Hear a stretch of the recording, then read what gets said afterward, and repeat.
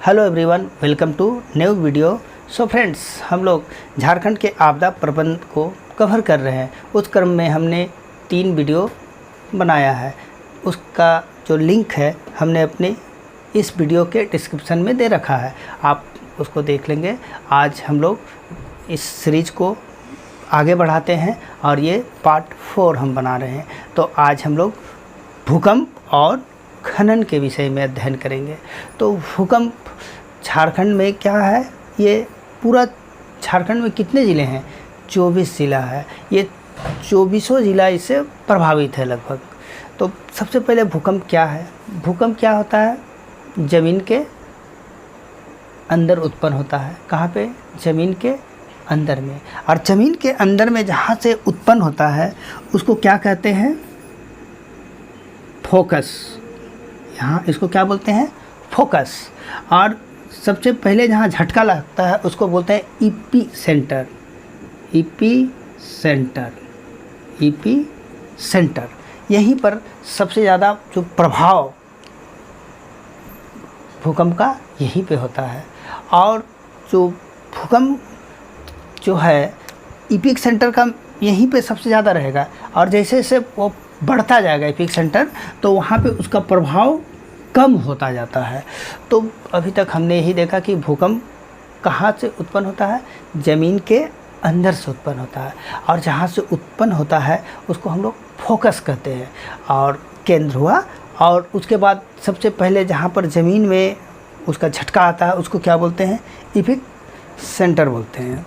और EPIC centre से जो नज़दीक जगह रहता है वहाँ पे सबसे ज़्यादा नुकसान होता है। और जैसे जैसे उसका बढ़ता है दायरा, उसका नुकसान भी कम होता है। और इसको ऊर्जा किससे मिलती है? भूकंप को प्रत्यास्थ ऊर्जा, प्रत्यास्थ ऊर्जा कहते हैं।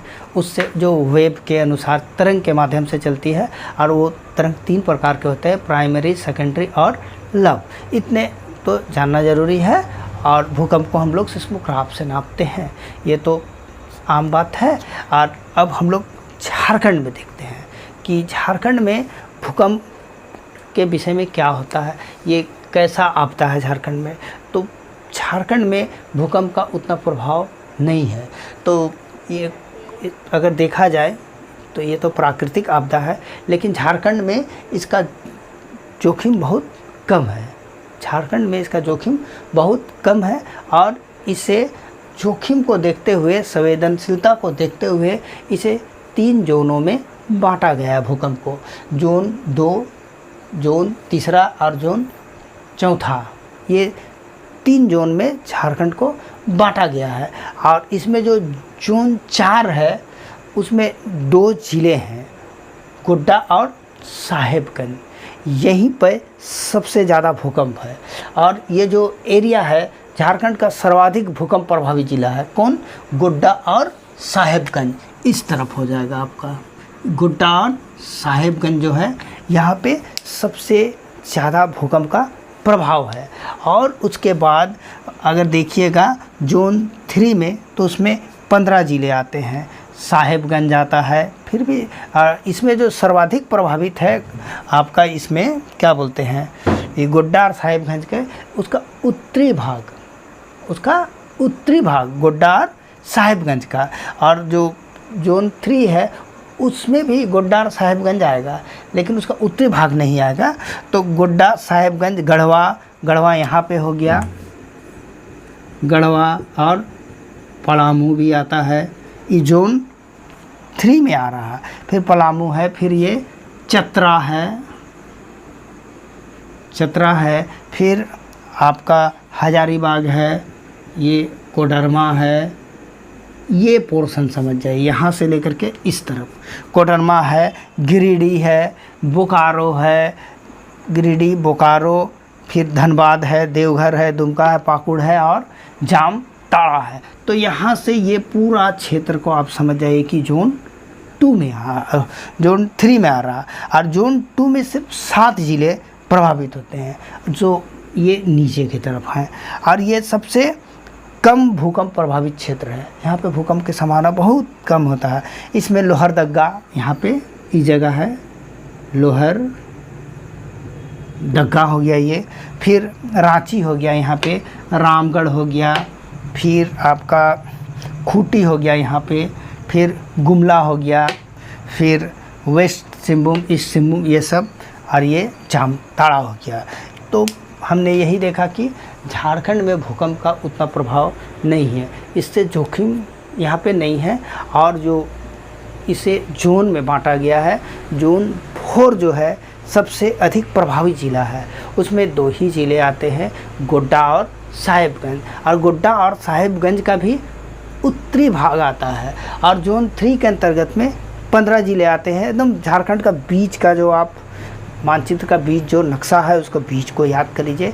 और जोन 2 में 7 ज़िले आते हैं और उसमें लोहरदगा, रांची, रामगढ़ है। ये सबसे कम खतरा का जगह है, सबसे कम भूकंप प्रभावित ज़िला है। तो इस प्रकार हमने भूकंप के विषय में पढ़ा और भूकंप जहाँ से उत्पन्न होती है उसको फोकस कहते हैं, इस विषय में बताया।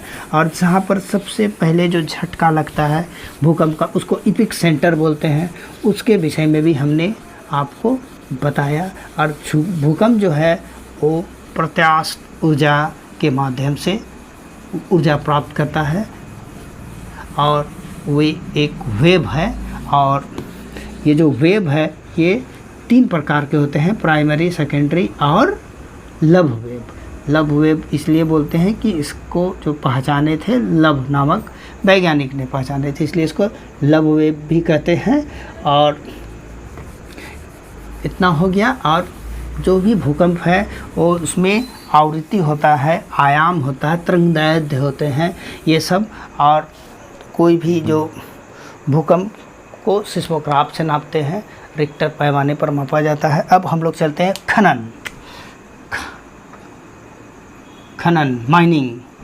तो माइनिंग जो है झारखंड में तो खनिजों का भंडार है।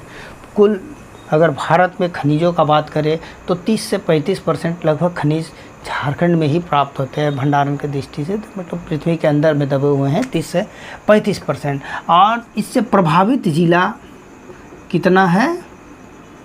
प्रभावित ज़िला 9 ठो है, 9 प्रभावित ज़िला है। उसमें लातेहार हो गया, यहाँ पे हो गया लातेहार, फिर रामगढ़ यहाँ पे है, रामगढ़, इस समय माइनिंग का काम ज़्यादा होता है। फिर धनबाद है, फिर धनबाद हो गया, लोहरदगा हो गया, गिरिडीह हो गया, यहाँ पे गिरिडीह हो गया, यहाँ पे धनबाद हो गया। फिर वेस्ट सिंहभूम हो गया, फिर कोडरमा हो गया, यहाँ पे कोडरमा हो गया। फिर चतरा ये वाला है, चतरा, मतलब उतना तो अच्छा फिगर नहीं बना पाए हैं लेकिन है। तो इतना जो 9 ज़िला, 1 2 3 4 5 6 7 8 9 ज़िला जो है खनन आपदा से ग्रसित है।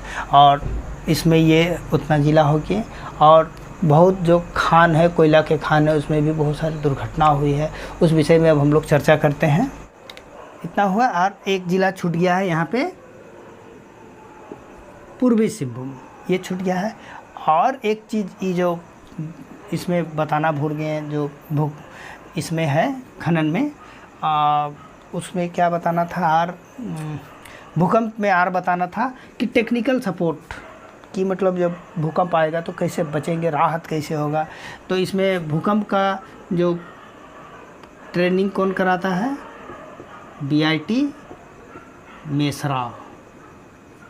मेसरा के द्वारा टेक्निकल सपोर्ट मिलता है। और खनन का सपोर्ट कौन करता है? खनन का जब होगा तो ISM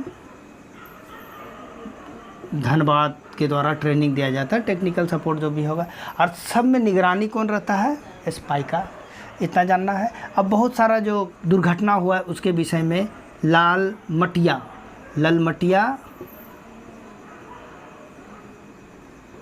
खान दुर्घटना, बहुत ही फेमस खान दुर्घटना है ललमटिया खान दुर्घटना। ये 2016 16 में घटित हुआ था और 20 लोग मरे थे, 20 लोग मृत्यु। ललमटिया का एक हो गया। फिर हरीला डी खान दुर्घटना, हरीलाडी काल दुर्घटना 1983 में हुआ था, ये याद रखना है। इसमें 19 व्यक्ति की मृत्यु हुई थी। फिर गजाली टाण भी दुर्घटना, इसमें 64 व्यक्ति मरा था, 64 व्यक्ति मर गए थे। फिर और तो सबसे बढ़िया ये जो है झरिया कोलफील्ड वाला, जो झरिया कोलफील्ड में 1890 के दशक से आग लगी हुई है, 1890 के दशक से आग लगी हुई है। फिर एक और है बागडिगी में भी हुआ था 2001 में, इसमें 19 व्यक्ति की मृत्यु हो गई थी। तो इस प्रकार हमने आज भूकंप और खनन से जो झारखंड में जो आपदा है उसके विषय में हम लोगों ने कवर किया। और तो मिलते हैं नेक्स्ट वीडियो में, तब तक के लिए थैंक यू वेरी मच। और वीडियो को अंत तक देखते रहिए, लाइक और सब्सक्राइब करना ना भूलें। Thank you very much.